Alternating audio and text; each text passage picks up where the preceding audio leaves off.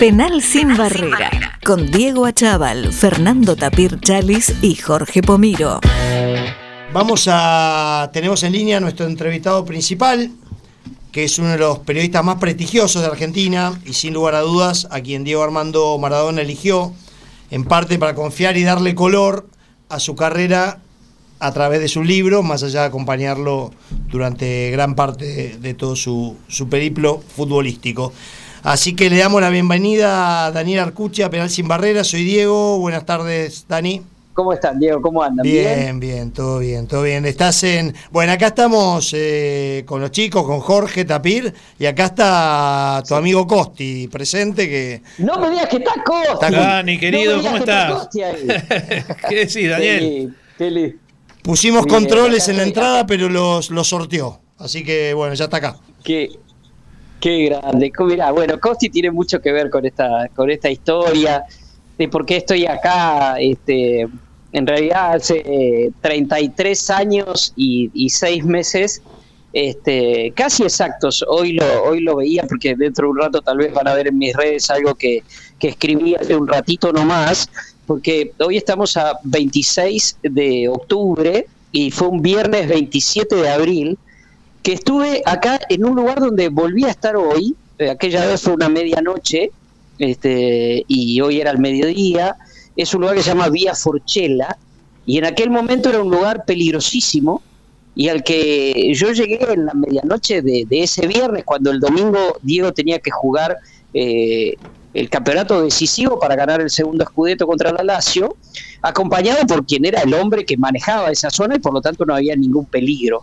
Y yo lo pude vivir y lo pude contar porque la revista El Gráfico me había mandado como enviado especial esa categoría tan especial del periodismo, a la que El Gráfico le daba particular importancia, porque significaba que el periodista tenía que estar en el lugar de los hechos para contarlos. Esto tenía mucho que ver con la impronta de Costallo Vigil, del papá de Costi, una persona a quien yo recuerdo con un respeto supremo y con un aprecio supremo, y también con quienes conducían la revista en aquel momento, Cherkis Vialo, Aldo Proieto, que sobre todo Cherkis tenía como una impronta del periodismo norteamericano, y era esto de ser cronista, estar en el lugar de los hechos. Bueno, y este viaje para mí es muy importante por eso, porque es un viaje entre personal y profesional, y volver para una fecha muy particular que es el cumpleaños de Diego, a un lugar donde, bueno, no había vuelto desde aquel segundo Scudetto de Maradona y desde el Mundial de Italia 90.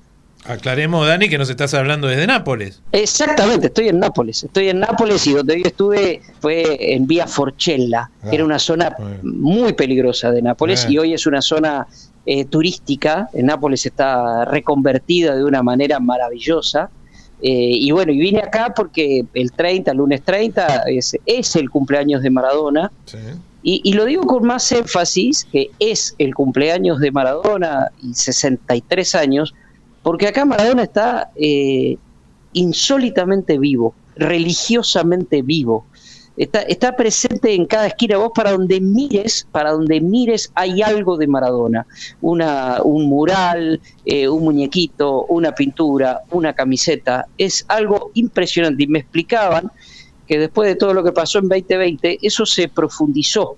Dani, lo primero que te quería preguntar, que nos gustaría saber, es los entretelones y detalles de esa primer entrevista que tuviste con Diego ahí cerca de Navidad, y digo esto para no spoilear el cuento.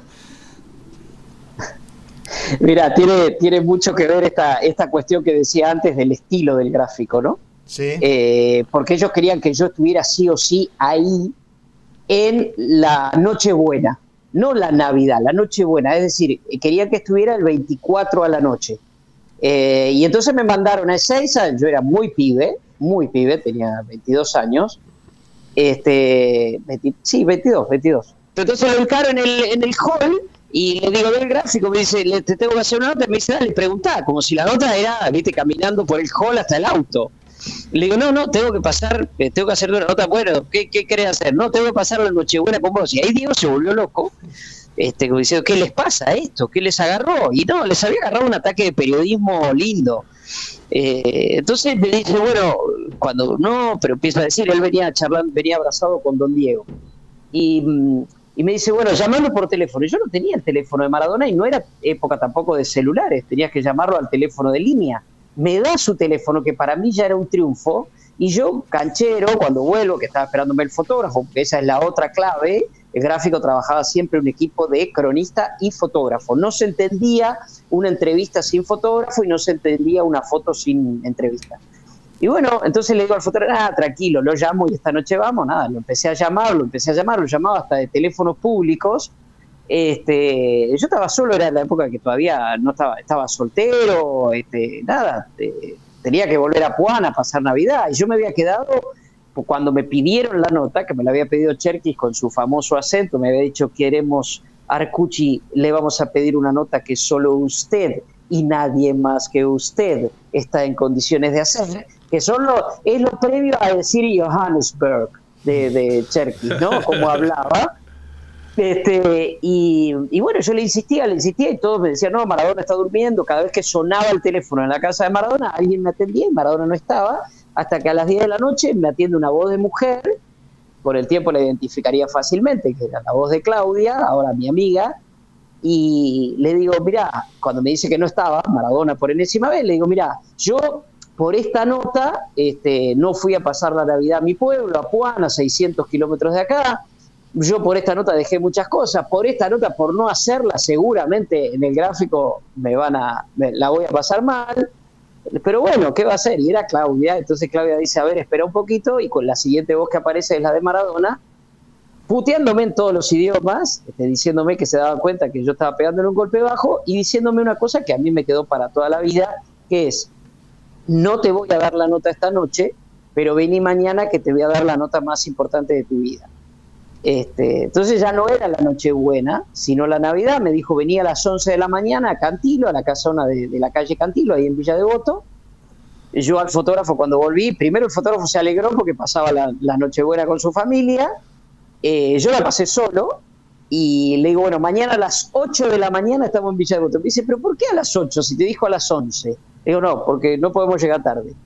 Así que paramos el Citroën de Julito Giustosi, fotógrafo en esa época del gráfico, a las 8 de la mañana ahí en Villa Devoto, y a las 11, ni un minuto más ni un minuto menos, toqué el timbre y de adentro le dije, Daniel Arcucci del gráfico, me estaban viendo, la casa de Maradona tenía una novedad para la época que era portero con visor, mirá vos lo que eran los tiempos, y me dice, sí, Diego te está esperando, y me hicieron pasar y entré a las 11 de la noche y me fui entré a las 11 de la mañana y me fui a las 11 de la noche, y sí fue la nota más importante de mi vida, no porque fuera una buena nota, la nota yo la veo hoy y me da hasta cierta vergüenza, porque es bastante flojita, pero sí resultó la nota más importante de mi vida, porque yo quiero creer que Maradona valoró el respeto que yo le había dado a su tiempo, al tiempo que él me había pedido. Y bueno, a partir de ese momento vinieron innumerables notas más, yo diría que puedo decir tranquilamente miles de notas más en diversos formatos, en diversas circunstancias, hasta el último día que mantuve la relación. Mire, yo no soy el periodista que más conoce a Maradona ni el más amigo de Maradona. Ahora, hay dos cosas que sí me jacto. Una es la continuidad del vínculo, porque duró desde ese momento hasta el final, fueron 34 años y 11 meses prácticamente ininterrumpidos. Y también por una cuestión de que siempre traté que fue de entenderlo. Nunca juzgué a Maradona ni para bien ni para mal. Nunca dije que Maradona hacía todo bien, tampoco dije que Maradona hacía todo mal. Sí, cuando había alguna cosa con la que yo no coincidía, y que fueron muchas, trataba de entender por qué había hecho tal cosa y trataba de escribir o de hablar en consecuencia. Pero siempre, Dani, por lo que recuerdo, ¿no? Sí. Vos siempre pro Maradona, Sí. siempre, había uno que hacía de bueno con Diego, Sí. siempre fuiste vos. Sí. Y había Sí. uno malo en el gráfico que despotricaba contra Maradona. Sí, hubo épocas, Coti.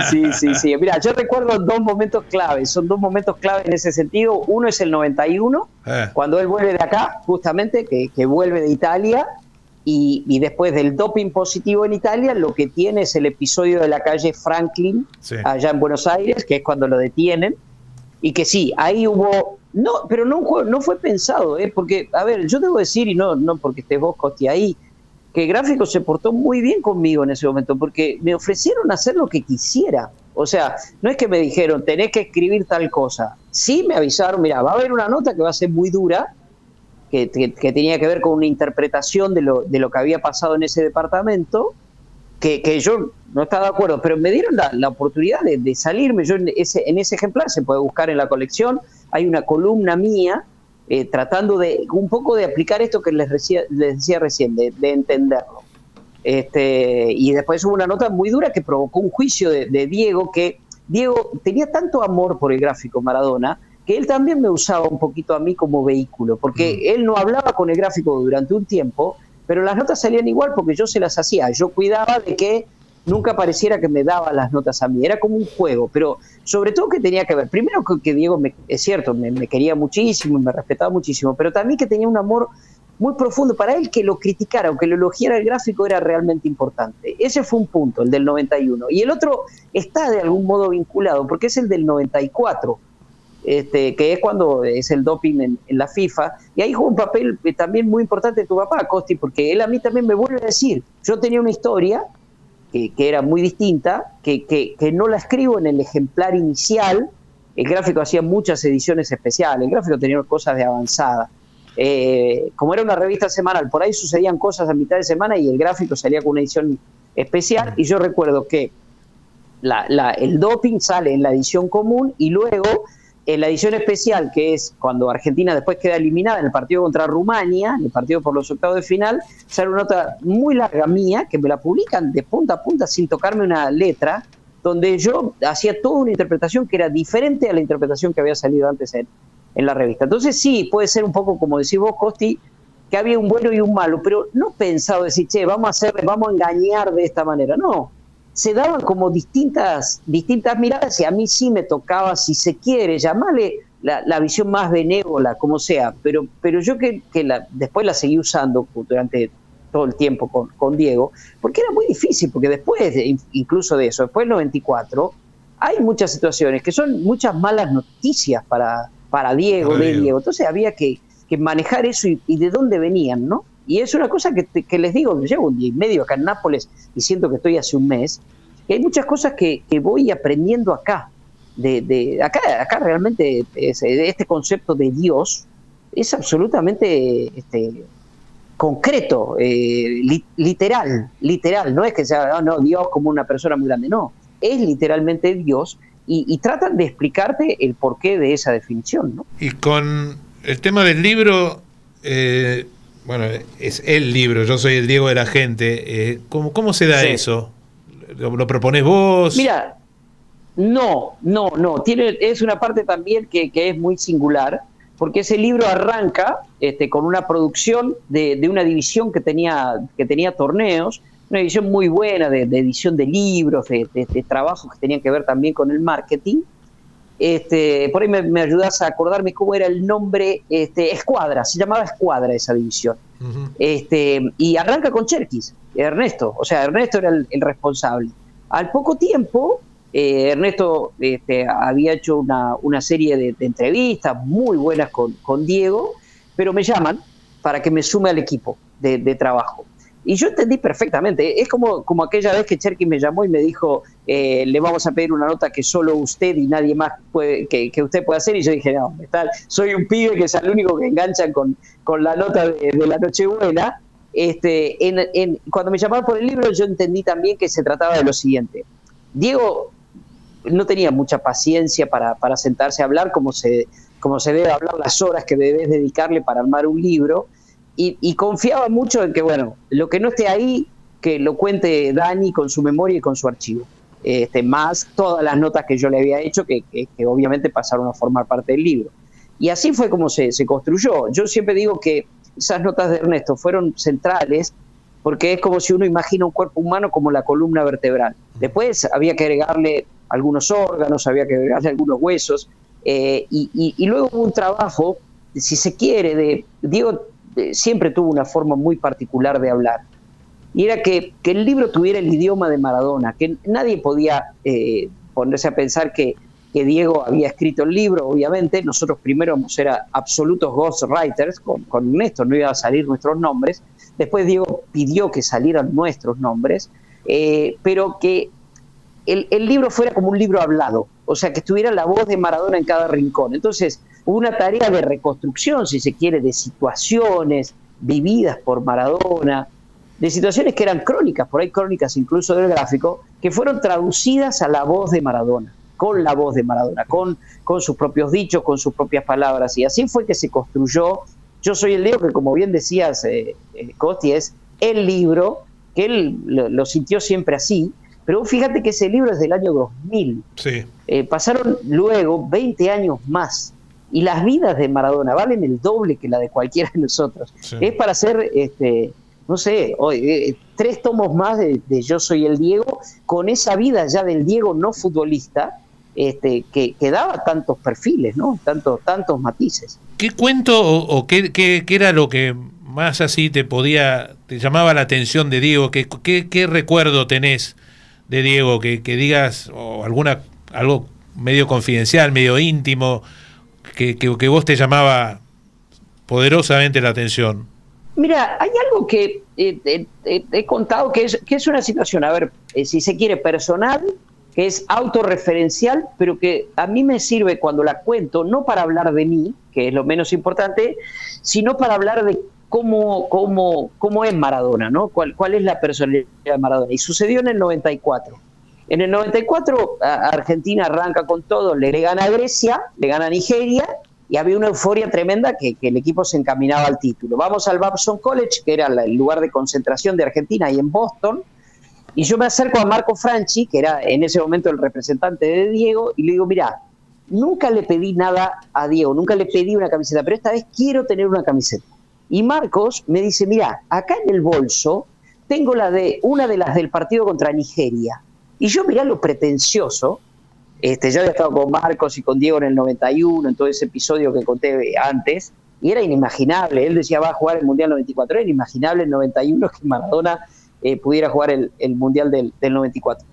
Y todavía es pretencioso, le digo, no, me gusta más la azul, me gusta más la del partido contra Grecia. Entonces me dice Marco, Dani, bueno, no hay problema, deja que le digo a Diego, seguro te la va a dar, te la va a llevar, te la damos en Dallas. El partido contra Bulgaria se jugaba en Dallas, el tercer partido del grupo. Cuando llegamos a Dallas, yo ya me había enterado, yo aterricé en Dallas ya sabiendo el control antidoping positivo. O sea, toda la euforia se había convertido en tristeza, qué sé yo. Yo estoy presente en la nota que él da para Canal 13 cuando dice me cortaron las piernas. Yo estaba sentado en un rinconcito de la habitación. Cuando termina la nota, me invita a mí, hay un par de periodistas más, Titi Fernández, creo que el otro era el Bambino Ponzo, el ruso Ramenzoni, a ver el partido con Diego, el partido que se jugaba ahí nomás, en el estadio contra Bulgaria. Diego aguanta el primer tiempo nada más, después nos pide que nos vayamos. Cuando nos vamos, qué sé yo, vemos el segundo tiempo, Argentina pierde, cambia de grupo, un desastre, para la organización y todo era un desastre. Pero mirá lo que era el gráfico, que estábamos alojados en el mismo hotel que la selección argentina, y de golpe me suena el teléfono, no había celulares todavía en el Mundial 94, suena el teléfono, y me llama Franchi y me dice, Dani, subí de nuevo que Diego te quiere decir algo. De acá salimos del autorreferencial, vamos a Diego y de cómo es Diego, de cómo era. Se golpeó la puerta estaba abierta, Diego se recortaba así en el ventanal, estoy viendo el ventanal ahora de mi habitación, y se recortaba así igual, pero era sobre el desierto de Dallas, ¿viste? Esa luz, ese sol del desierto del atardecer horrible, y parecía un chico que había hecho una travesura, con la ropa oficial de la selección puesta, así como abrochada hasta arriba, la ropa de salida, un montón de bolsos arriba de la cama, y me dice, Dani, vos me habías pedido una camiseta, ¿no? Entonces yo digo, este tipo lo acaban de echar del Mundial y se acuerda que yo le pedí una camiseta. Entonces lo primero que se me ocurre decirle, digo, sí, pero tranquilo, no te preocupes. Y acá viene la frase. Me dice, no, ¿la querés todavía? O sea, me preguntaba si todavía quería la camiseta de un tipo al que acababan de echar del Mundial. Me preguntaba si todavía quería un tipo que se sentía avergonzado, que se sentía culpable, que sentía que yo, y yo en representación tal vez de mucha gente, se sentía decepcionada por él. Eso era Maradona. Entonces, obviamente le dije, la quiero más que nunca, metió la mano en un bolso y me dio la camiseta azul. Esa camiseta azul está hoy en mi casa y es el trofeo más lindo que tengo de Maradona, y es la anécdota que yo siempre uso para contar de cómo era Diego, cómo es Diego. Esta cuestión de la necesidad permanente de dar felicidad, y que cuando se dio cuenta que no podía darla más, no pudo más, y es lo que le pasó muchos años después, con muchas culpas repartidas, es cierto, pero también con una cuestión que él hacía mucho tiempo que no se sentía Maradona, y que para él ser Maradona era dando alegría haciendo gol. Él, si era por él, vivía haciéndole un gol a los ingleses. Y cuando se dio cuenta que no podía hacerle un gol a los ingleses, le costó, y no bastaba con que vos le dijeras, no, mirá, Diego, la alegría que vos diste ya es, listo, ya está.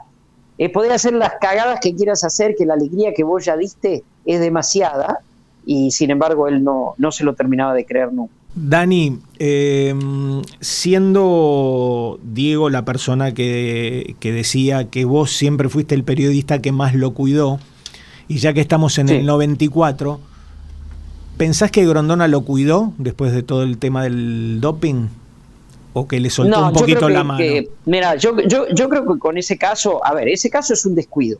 Es un descuido. No creo que haya sido una trampa abierta, es un descuido y una irresponsabilidad. Esa es mi teoría. Yo no tengo ni la teoría de la conspiración, ni la teoría de acá no pasó nada. No, yo creo que fue una desprolijidad. Ahora bien, esa desprolijidad, estoy seguro que con el poder que tenía Grondona, podía subsanarse, y no haciendo trampa, sino justamente justificando que había sido una desprolijidad con algo que no beneficiaba. Esa es mi teoría. Yo creo que sí, que tan rápido sacarlo del Mundial, había cuestiones legales por hacer y se van revelando, pasan los años y se van revelando más, como que la contraprueba no se hizo bien, como que un frasco estaba ya marcado con el nombre, es decir, estaba identificado absolutamente, no con el código.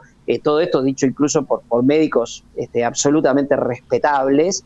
Entonces había maneras legales de seguir la pelea. Cuando va la defensa que viaja desde Dallas a hacer la defensa, creo que fue a Nueva York, que viaja un equipo de la AFA, cuando ya quisieron entrar los que tenían argumentos, le dijeron no, ya está. La parte dirigencial le dijo ya se dio de baja Diego y ya está. Yo creo que se hubiera podido salvar y la historia hubiera sido otra. Son esas cosas que pueden cambiar el rumbo de la historia. Insisto, no estoy diciendo de hacer trampa o de ocultar algo. Sí que había recursos legales como para que la historia no terminara como terminó de manera tan rápida. ¿Y en qué sentís que lo cuidaste vos como nadie, según dijo Diego, a nivel periodista?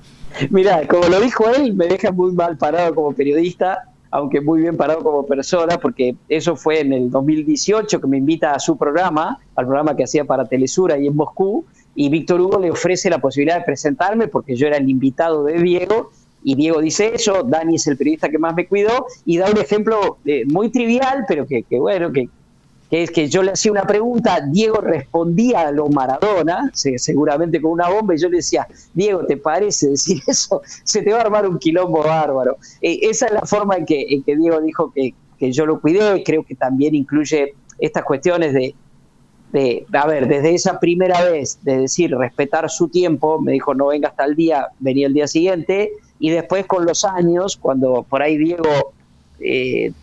yo tenía la posibilidad de hacerle una entrevista y yo mismo daba de baja la entrevista porque decía, mira, esta entrevista no va porque Diego no está en condiciones. Y yo me perdí, yo le eché miles de notas y seguramente me perdí otras miles que eran notas que me hubieran representado muchas cosas a mí, pero no le hubieran representado nada para él en cuanto a su imagen, y yo prefería cuidarlo. Creo que en esos sentidos fue que lo cuidé. El otro es más conceptual, si querés, y es el que dije antes, de tratar de entender a veces por qué hacía las cosas. Por eso yo decía un poco que yo no estaba siempre de acuerdo con Maradona. De hecho, hay cosas con las que es difícil estar de acuerdo.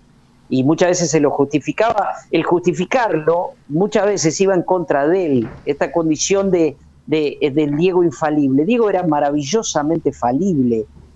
Diego era maravillosamente imperfecto. Era maravillosamente humano.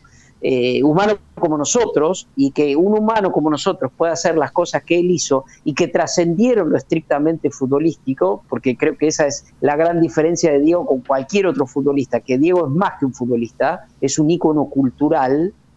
Bueno, creo que ese tipo de cosas, haciéndole entender que él tenía, o entendiendo que él llevaba ese peso, el peso de ser un mito en vida, cuando Argentina está lleno de mitos que ya han muerto, que se vuelven mitos cuando murieron. Bueno, Diego, la condición de mito no fue el 25 en noviembre, el 25 de noviembre de 2020. La condición de mito, Diego la inauguró exactamente el 22 de junio de 1986, cuando le hace los 2 goles a Inglaterra. Ese día, Diego se convierte en un mito viviente. Y es muy complicado vivir con esa condición. ¿Cómo era estar al lado de él en la mejor época de Nápoles, cuando vos estabas todo el tiempo con él? ¿Cómo era un día en la vida de Daniel Arcucci y el Diego? Bueno, hay una ¿Cómo cosa hacías para bancar que hay que saber.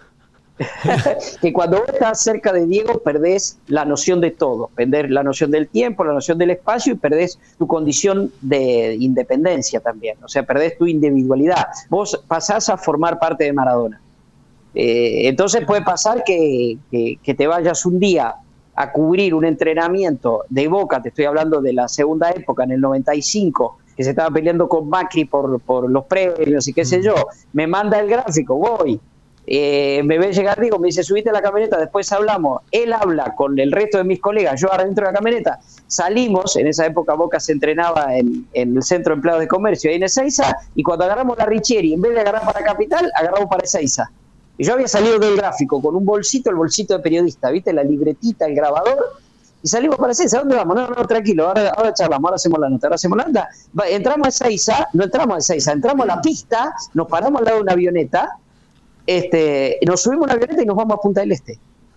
Y le hago la nota en Punta del Este y yo llamo a mi casa, a Diana en ese momento, mi ex mujer, en ese momento mi esposa, y le digo, Diana, te estoy llamando en Punta del Este. ¿Y qué haces en Punta del Este? Vine con Maradona y volví a los 3 días. Eso era vivir con Maradona, vivir de cerca con Maradona. Después otra vez tiene que ver Constancio acá, Constancio papá, que me estaban esperando un martes a la mañana. Estoy hablando del año 1992.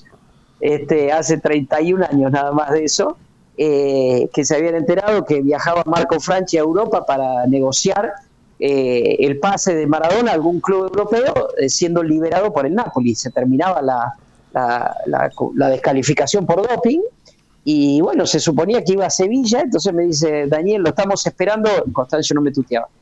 Lo estamos esperando porque queremos que vaya a cubrir que siga los pasos de Marco Franchi. Viajaba Franchi, no Maradona, viajaba Marco Franchi. Entonces, bueno, déjenme que lo llamo a Marcos. Lo llamo a Marcos y le digo, Marco, mira, acá Constancio y Aldo me dicen que tengo que viajar, que te tengo que seguir a todos lados. Y me dice, no hay problema, decile que yo viajo en primera y que paro en los mejores hoteles. Voy y le digo eso y Constancio me dice, ¿cuál es la diferencia? El gráfico también.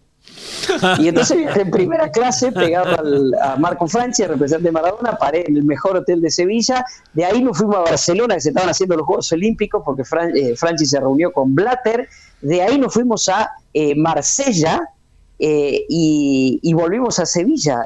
Todo eso lo viví por Maradona, y cuando llegó Maradona era olvidarte de tu tiempo también. Y cuando ese día que salí por una semana, se supone, de mi casa. Volví al mes y medio. Eso era estar con Maradona. Y era maravilloso, y tenía un gran riesgo, un enorme riesgo. Que vos que estabas con él, esto ha pasado con mucha gente cerca de Maradona, que vos que estabas con él te sintieras que eras Maradona también y que tenías los mismos derechos. Claro. Y entonces muchas veces tenías que afirmarte con los pies sobre la tierra y decir, che, para, yo estoy acá porque está él, yo no soy él, porque te generaba como una cuestión que también tratabas de entender cuando por ahí, y no trataba muy bien a alguien, que llegaba un momento que vos decís, ¿cómo hace este tipo para vivir así? Digo, daba un ejemplo de lo que estoy viviendo ahora acá, por ejemplo. Yo estoy acá ahora, ¿no? Son las 22:53 acá. Digo, bueno, se me ocurrió comer pizza en el mejor lugar de Nápoles. Si soy Maradona, lo consigo. Tener ese poder a veces se te vuelve en contra. Es demasiado peso.